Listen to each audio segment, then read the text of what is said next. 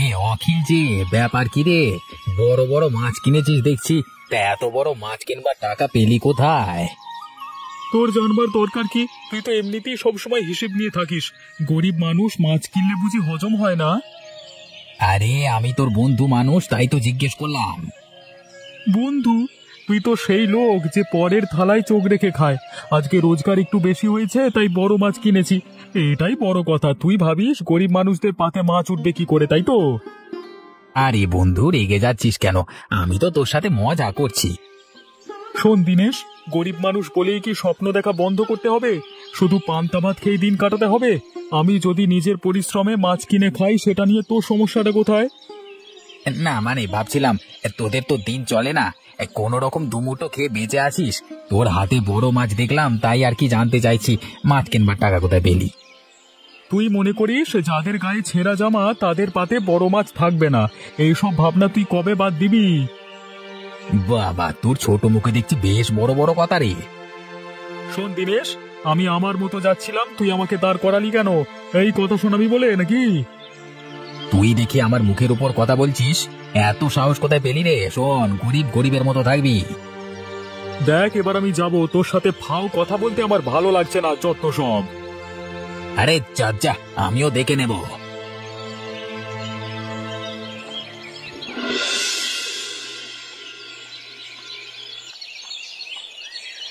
কোথায় ছিলে তুমি? সকাল থেকে তোমার খোঁজ করছি, কিছু না বলে বেরিয়ে গেলে যে মনটা কেমন করে আমার। আমার চিন্তা হয় না বুঝি? আরে গিন্নি, ভয় পেও না, তেমন কিছু হয়নি। কাজের খোঁজে বেরিয়েছিলাম, ভাইটা তো একাই সংসারের হাল ধরে আছে, আমি আর কতদিন বসে থাকবো বলো? শরীরটা তো ভালো যাচ্ছে না গো, কিছুদিন একটু বিশ্রাম নিলে কি এমন ক্ষতি হতো? বিশ্রামে পেট ভরে না বিমলা, এ সংসারে 3 বেলা খেতে হয়। অখিল কাঁধে আর কতটা নেবে? আজকাল তো ওর মুখের দিকে তাকাতে আমার কষ্ট হয়।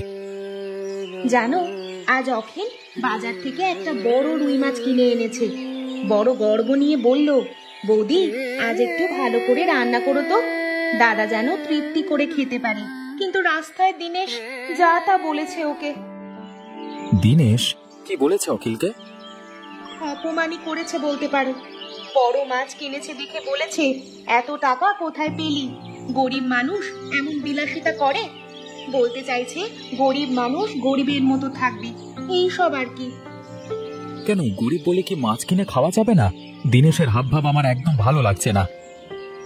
অনেক কষ্ট করে এই সংসারটা চালাচ্ছে, দিন রাত খেটে টাকা জোগাড় করে।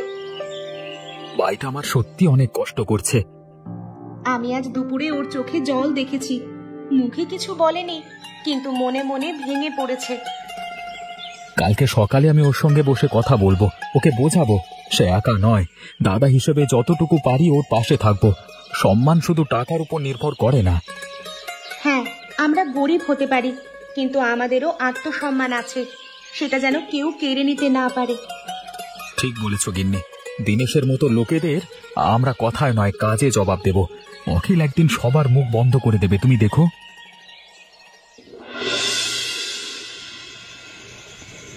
গিন্নি, আমাদের ছেলেটা দিন দিন বেয়ারা হয়ে উঠছে, এখনো বাড়ি ফেরেনি। এই বয়সে এত চিন্তার ভালো লাগে না। ছেলে আমার জন্য চিন্তা করবে তা নয়, আমরা ছেলের জন্য চিন্তা করে মরি। ঠিকই বলেছ, কোথায় গেছে কি করছে কিছুই জানি না। কি আর বলবো, আগে অন্তত বাড়ি ফিরতো ঠিক সময়, এখন বাড়িও আসে না। বাবার টাকা ইচ্ছে মতো ওড়াচ্ছে। আমরা তো সারা জীবন বেঁচে থাকবো না, নিজের দায়িত্ব নিতে শিখতে হবে, তা না হলে ভবিষ্যতে বিপদে পড়বে। কিছু জিজ্ঞেস করলে এমন ভাবে উত্তর দেয়, কথা বলার আর ইচ্ছা থাকে না। কোথায় ও সংসারের হাল ধরবে, উল্টে আমাদের সবকিছু এখন ভাবতে হচ্ছে। কিচ্ছু বুঝতে পারছি না, কোন পথে যে হাঁটছে ও। কিছু বললেই বলে আমার জীবন আমি দেখব। গিন্নি, এই ছেলের যদি সময় মতো বিয়ে দিই, তাহলে হয়তো একটু দায়িত্ববোধ আসবে মাথায়। তুমি বিয়ে দেবে কাকে? যে নিজের জীবনই ঠিক মতো চালাতে পারে না, সে অন্য একজনকে কিভাবে সামলাবে? আগে তো নিজের জীবনধারা ঠিক করো। সেটা অবশ্য তুমি ঠিকই বলেছ। আমার তো সব সময় ভয় লাগে, এই ছেলেটা যদি একেবারে ভুল পথে চলে যায়। আমি জানি না কেন এমন হলো, আমাদের ভালোবাসার অভাব ছিল নাকি শিক্ষা দেওয়ার ঘাটতি ছিল, কিন্তু এই ছেলের জন্য মাঝে মাঝে নিজের উপরই রাগ হয়। ছেলেকে মানুষ করতে পারলাম না। মনে হয় ফিরেছে। আজকে আমি ওকে কথা শোনাবো, মুখের উপর বলবো সংসার শুধু ভোগ করবার জায়গা নয়, দায়িত্ব নেওয়ারও জায়গা। আমি আর এইভাবে ওর অধঃপতন চুপচাপ দেখে যেতে পারবো না। আমিও তোমার সাথে সাথে কিছু কথা ওকে শোনাবো। বিমলা মা, বাড়িতে আছিস? আরে বুড়িমা, এতদিন পর, ভাবলাম বুঝি আমাদের একেবারেই ভুলে গেছো। না রে মা, তোদের কথা ভুলে কি করে? লাউ গাছে অনেক লাউ ধরেছে, ভাবলাম তোদের জন্য একটা নিয়ে আসি। ভালোই করেছো। ভাত রান্নাই করছিলাম আর ভাবছিলাম কি যে রান্না করে, ঘরে কিছু ছিল না। কি আর করবি, কষ্ট করে অভাবের সংসারটা সামলা, দেখবি একদিন সব অভাব মিটে যাবে। কি আর করবো বুড়িমা, অখিলটাই এখন সব। সংসার, বাজার, ওষুধপত্র সব একাই সামলাচ্ছে। অখিলের দাদার শরীর তো ঠিক নেই, কাজকর্মও ঠিক মতো করতে পারে না। অখিলের মতো ভাই অনেকেই পায় না রে। এই বয়সে সংসারের সমস্ত দায়িত্ব কেমন নিজের ঘাড়ে নিয়েছে। একটা ভালো মেয়ে দেখে এবার অখিলের বিয়েটা দিয়ে দে। ওর বিয়ে নিয়ে আমরা ভাবি, সংসারের অভাব কিছুটা মিটলেই বিয়েটা দিয়ে দেব। একটা কথা বলবো বলবো করে বলার হলো না। কি কথা বুড়িমা? বড় বাড়ির দিনেশের কথা শুনেছিস? ছেলেটা নাকি বিভিন্ন ধরনের খারাপ কাজের সাথে জড়িয়ে পড়েছে। না তো, ছেলেটার স্বভাব চরিত্র খুব একটু ভালো না এটা জানি, কিন্তু খারাপ কাজের সাথে জড়িয়ে পড়েছে এটা তো জানি না। ছেলেটার বাবা মা কত ভালো মানুষ, কোনো অহংকার নেই। হ্যাঁ গো, তুমি ঠিকই বলেছো। ওদের কথা থাক, আমি এখন বাড়ি গেলাম। এখন থাকো বুড়িমা, দুপুরে খেয়ে যেও। না রে, আজ না, অন্য একদিন এসে খেয়ে যাব। কিরে অখিল, আজকাল তোকে তেমন তো দেখা যায় না। ছোটবেলায় তুই, দিনেশ সারাদিন আমাদের উঠোনে খেলা করতিস। গিন্নিমা, মন তো চায়, কিন্তু দিনেশ আজকাল রাস্তায় দেখা হলে এমন কথা বলে যেন গরিব হয়ে জন্মানোটা অপরাধ কোনো। আমরাও চিন্তায় আছি রে। ছেলে দিন দিন যেন চোখের সামনেই কেমন বদলে যাচ্ছে। কোথায় যে কি করে কিছুই জানি না। গিন্নিমা, আমি আসলে একটা কথা বলতে এসেছি, ভাবছিলাম বলবো কিনা। যদি কিছু মনে না করেন তাহলে বলি। কি হয়েছে রে অখিল, আমাকে খুলে বল তো। দিনেশ আমার ছোটবেলার বন্ধু, আমরা একসাথে বড় হয়েছি, ওর ভালো চাই বলেই বলছি। গিন্নিমা, আমি নিজের চোখে দেখেছি দিনেশ খারাপ লোকজনের সঙ্গে ওঠা বসা করে, জুয়া খেলে, এমনকি কিছু দালালের সাথেও মেলামেশা করে। কি বলছিস তুই? আমি তো ভাবতেও পারি না আমার ছেলে এমন কিছুর সঙ্গে জড়াতে পারে। আমি প্রমাণ নিয়ে আসিনি, কিন্তু নিজের চোখে দেখেছি। কালকে সন্ধ্যায় বাজারে এক কোনায় দাঁড়িয়ে কিছু খারাপ লোকের সাথে জুয়া খেলছিল। তোর বড় বাবুকে সব খুলে বলতে হবে, নইলে সামনে বড় বিপদ আসতে চলেছে। দিনেশ তো আগে এমন ছিল না, আগে সবার সঙ্গে মিশতো, আমাকে ডাকতো। এখন শুধু টাকার গর্ব, বড়লোকি চাল। তোর মতো সোজা সরল ছেলের মুখে এসব কথা শুনে আমার বুক কেঁপে উঠছে। তুই তো চাইলে চুপ করে থাকতে পারতিস। তুই ভালো চাস বলেই আমাকে সব বলতে এসেছিস। আমি চাই না দিনেশ কোনো বড় বিপদে জড়িয়ে পড়ুক, তাই আপনাকে জানালাম। আপনি এখন ওকে কিছু বলতে পারেন। ও হয়তো আমার কথা শুনবে না, কিন্তু আপনার কথা নিশ্চয়ই শুনবে। আমি আজই দিনেশের বাবার সাথে কথা বলবো। আমি এখন গেলাম গিন্নিমা।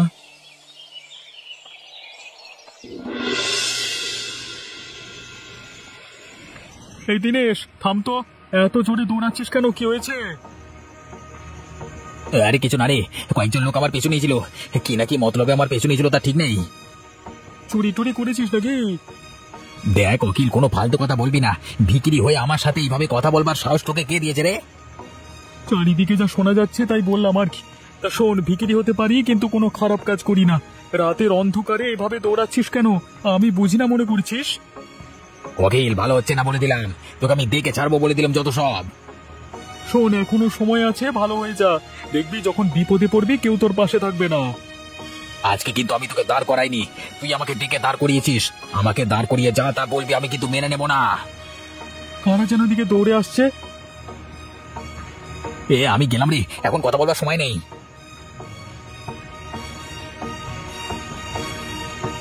এদিক দিয়ে কাউকে যেতে দেখেছেন দাদা? কই না তো, আমি তো কাউকে যেতে দেখিনি, একাই যাচ্ছি তো আমি। এই চল চল, অন্যদিকে দেখি, আজকে হাতের কাছে পেলে না মজা দেখিয়ে ছাড়বো। বুঝতে পেরেছি, দিনেশের কপালে দুঃখ আছে।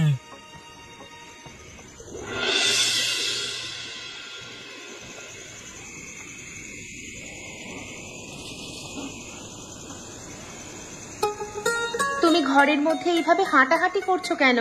কোনো কিছু নিয়ে ভাবছো নাকি? গিন্নি, দিনকাল একদম ভালো যাচ্ছে না। আজকালকার ছেলেমেয়েরা সব খারাপ কাজে যুক্ত হয়ে পড়ছে, কেমন যেন হয়ে গেছে সবাই। গিন্নিমার ছেলে দিনেশ খারাপ লোকেদের সঙ্গেই নাকি মেলামেশা করছে। এলাকায় ওদের তো কত নাম ডাক, আর সেই পরিবারের ছেলে নাকি আজ খারাপ কাজ করছে। তুমি একদম ঠিক বলেছো গিন্নি। আমি তো শুনলাম কিছু মানুষ বলছে ও জুয়ার সাথে জড়িয়েছে, আবার দালালদের সাথে ওঠা বসা করছে। ভাবতে কষ্ট হয় যে দিনেশ একসময় অখিলের সঙ্গে খেলে বেড়াতো, আজকে সে এই পথে। হ্যাঁ গো, আমিও তো তাই শুনেছি, বুড়িমা এসে বলছিল। আজকে বাড়ি আসার সময় দেখলাম দিনেশ কয়েকজন মিলে একজন অপরিচিত লোককে মারধর করছে। সাহস করে এগিয়ে গেলাম না, খুব খারাপ লাগছে গিন্নি। এগিয়ে যাওনি, খুব ভালো হয়েছে। তুমি বিপদে পড়তে, আমরা সাধারণ মানুষ, এইসব ঝামেলার মধ্যে জড়ানো একদম ঠিক নয়, পরে তুমি ফেঁসে যেতে। তবে গিন্নি, মনটা খারাপ লাগছে। এই দিনেশ তো একসময় অখিলের সবচেয়ে ঘনিষ্ঠ বন্ধু ছিল। চোখের সামনে ছেলেটা নষ্ট হয়ে যাচ্ছে, আমরা জেনেও কিছু বলতে পারছি না। টাকা থাকলেই যে মানুষ ভালো থাকে তা তো নয়, ভালো থাকাটা আসল। আমাদের অখিল এ যুগের ছেলে হয়েও পরিশ্রম করে টাকা আয় করে। এই সমাজে ভালো থাকা কঠিন হয়ে গেছে গো। যারা সৎভাবে চলতে চায় তারাই সব সময় কষ্ট পায়, আর যারা অন্যায় করে তারা প্রথমে ওপরে ওঠে, কিন্তু শেষটা ভয়ানক হয়।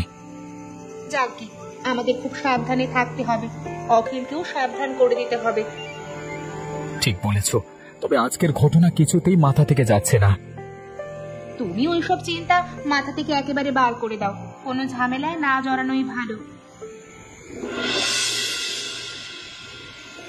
কতদিন পরে আমরা তিনজনে একসাথে খাচ্ছি রে দিনেশ, এই দৃশ্যটা যেন স্বপ্নের মতো। আগে তো প্রতিদিন এমন হতো। হ্যাঁ, আর এখন ছেলেটা কখন আসে কখন যায় কিছুই বোঝা যায় না। মা, আজকে মাংসের ঝোলটা দারুণ হয়েছে।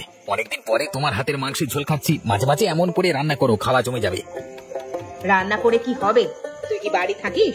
খালি রাত করে বাড়ি ফেরা, না বলে বেরিয়ে যাওয়া। আমরা কি কিছুই বুঝি না নাকি? কতদিন পরে আজকে তোকে চোখের সামনে খেতে দেখছি।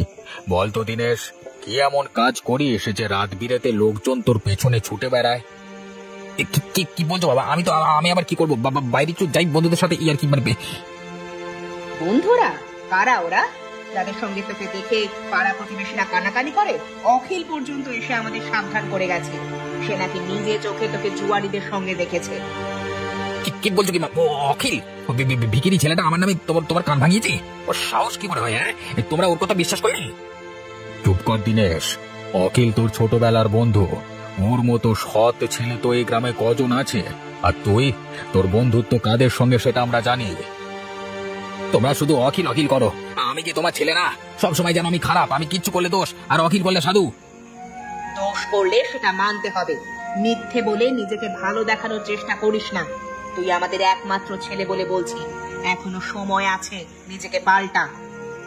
শুনে রাখ দিনেশ, এইভাবে চললে তোকে আমরা বাড়ি থেকে তাড়িয়ে দেব। আমরা মনে করব আমাদের কেউ নেই। তোমাদের জন্য শান্তিতে খেতেও পারলাম না, যত সব ভালো লাগে। দেখেছো, ছেলেটা না খেয়ে চলে গেল। খাওয়ার দরকার নেই, ওর মতো ছেলের মুখ আমরা আর দেখতে চাই না। অনেকদিন পরে দুই ভাই একসাথে কাজ করতে বের হলাম রে অখিল। হ্যাঁ দাদা, তবে তুমি আজকে বিশ্রামে থাকতে পারতে, আমি একাই সামলে নিতাম কাজটা। শরীর এখন মোটামুটি ভালোই আছে, আর দুজনে করলে কাজ তাড়াতাড়ি হবে, পয়সাও বেশি পাবো। ঠিক বলেছিস দাদা, আজকে সুরেশ কাকার জমির কচু তুলতে হবে তো।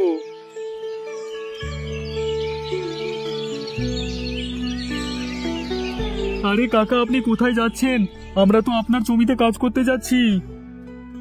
তোদের বাড়ির দিকে যাচ্ছিলাম রে, একটা কথা বলবার ছিল। কি ব্যাপার কাকা, কোনো সমস্যা হয়েছে? আসলে তোদের আজকে আর কাজে যেতে হবে না, আমি বাইরের গ্রাম থেকে লোক এনেছি। কি বলছেন কাকা, আপনি আমাদের বাদ দিয়ে বাইরের লোক ডাকলেন? আমাদের আগে একবার বলে দিতে পারতেন তো, আমরা গরিব বলে কি আমাদের সাথে এমন আচরণ করবেন? না না, ব্যাপারটা এমন না, ওই লোকগুলো একটু কম টাকায় কাজ করে দেবে বলেই। কাকা, আমরা আপনার খারাপ সময়ও পাশে ছিলাম। যখন কাজ করবার লোক পেতেন না, তখন আমাদের হাতে কাজ থাকলেও সেটা ফেলে আপনার কাজ করে দিয়েছি, আর আজকে টাকা বাঁচাতে আমাদের বাদ দিলেন। একটু রোজগার হবে ভেবে সকাল সকাল বের হয়েছি, এমন আচরণ কি ঠিক হলো কাকা? তোরা রাগ করিস না রে, আসলে সময়টা একটু খারাপ যাচ্ছে, হাতে টাকা পয়সা কম আছে। আপনার খারাপ সময়েও তো আমরা পাশে ছিলাম কাকা, আমাদের খারাপ সময় আপনি পাশে দাঁড়াবেন না? আপনি পয়সা না হয় আমাদের কম দিতেন। চলো অখিল, কথা বাড়িয়ে লাভ নেই। হ্যাঁ দাদা, চলো।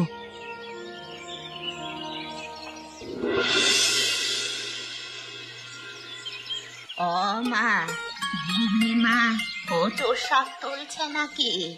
এ কি কাণ্ড! আর বলো না বুড়িমা, অনেক দিন কচুর শাক খাওয়া হয়নি। আজ ভাবলাম ইলিশ মাছের মাথা দিয়ে একটু কচুর শাক রান্না করব। তা আমাকে বললে আমি তুলে দিতাম না হয়? তোমার কষ্ট করে শাক তোলার কি দরকার ছিল? তুমি দিলেও তো তোমার কষ্ট হতো, আর কচুর শাক তোলার মাঝে লজ্জার কি আছে বলো?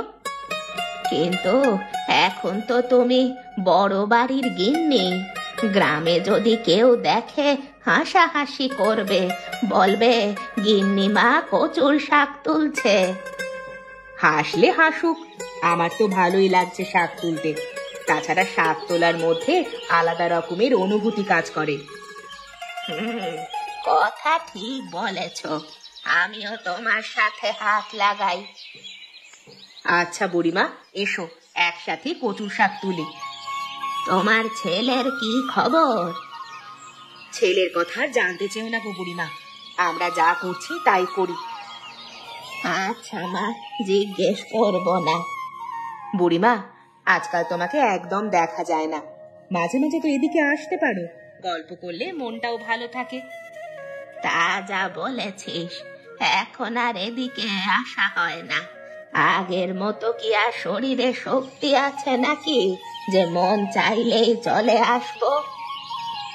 আজকে তোমাকে কিন্তু আর যেতে দেব না, দুপুরে খেয়ে তারপরে বাড়ি যাবে। না রে গিন্নিমা, আজ ফিরে, তবে একদিন তোমার হাতে রান্না খেতে আসবো। ইলিশ মাছের মাথা দিয়ে কচুর শাক আমি খুব ভালোবাসি। অবশ্যই আসবে, যেদিন আসবে বলো, আমি আগেই রান্না করে রাখবো। দাদা দরজা খোলো, দাদা দরজা খোলো।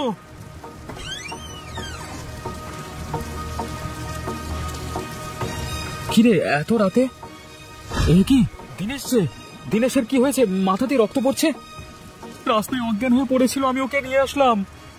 আমি একটা কথা ভাবছি, রাস্তায় ও এইভাবে পড়েছিল কেন? আর আমাদের মধ্যে কোনো ঝামেলা হবে না তো? আমি কোথায়? তুই রাস্তায় অজ্ঞান হয়ে পড়েছিলিস, আমি তোকে ধরে নিয়ে আসলাম। অখিল, তুই আমাকে বাঁচালি রে ভাই। এসব বলিস না, মানুষের কাজই তো মানুষের পাশে দাঁড়ানো। যদিও তুই সবসময় আমার সাথে তুই তোকারি করিস, অপমান করিস, তবুও আমি তোকে রাস্তায় ফেলে রাখতে পারলাম না। কিন্তু এখন বল, কি হয়েছিল তোর সাথে? কোথায় ছিলিস? মাথায় আঘাত কিভাবে লাগলো? আমি ঠিক বলতে পারবো না দাদা, কয়েকজন লোক তাড়া করেছিল, আমার কয়েকজন বন্ধু। আসলে আমি জুয়ায় হেরেছি তো, ওদের টাকা দিতে পারিনি, তাই আমাকে ধরে মেরেছে।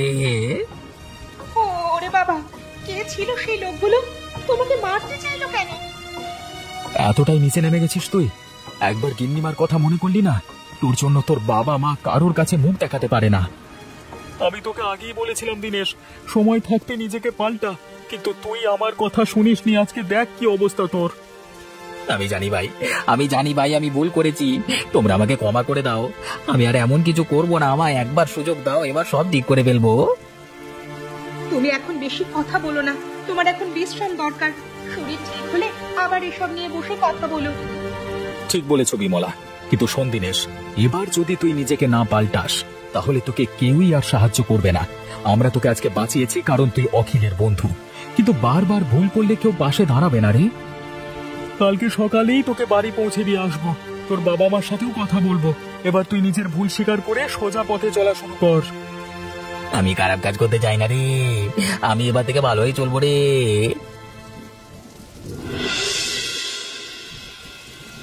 ওগো, ছেলেটা গত রাতে বাড়ি ফেরেনি, কোনো বিপদে পড়েনি তো? মনের মধ্যে কেমন যেন খচখচ করছে। আজে বাজে ছেলেদের সাথে মেলামেশা করে ওইসব বাজে ছেলেদের সাথে আছে হয়তো। এত করে ছেলেটাকে বোঝালাম, ভালো হয়ে যা, ভালো হয়ে যা। আমাদের কথা ওর কানে গেল না। ওর ভালোর জন্যই আমরা ওকে বোঝাই। কোথায় ছিলিস সারা রাত? আমাদের বুঝে চিন্তা হয় না? তুই কি কোনোদিন বাবা মায়ের কষ্ট বুঝবি না? গিন্নিমা, নিখিল আমাদের বাড়িতে ছিল। তোদের বাড়ি ছিল শুনে নিশ্চিন্ত হলাম, কিন্তু দিনেশের মাথায় কি হয়েছে? ও তেমন কিছু না, পা পিছলে পড়ে গেছিল, এখন ঠিক হয়ে গেছে।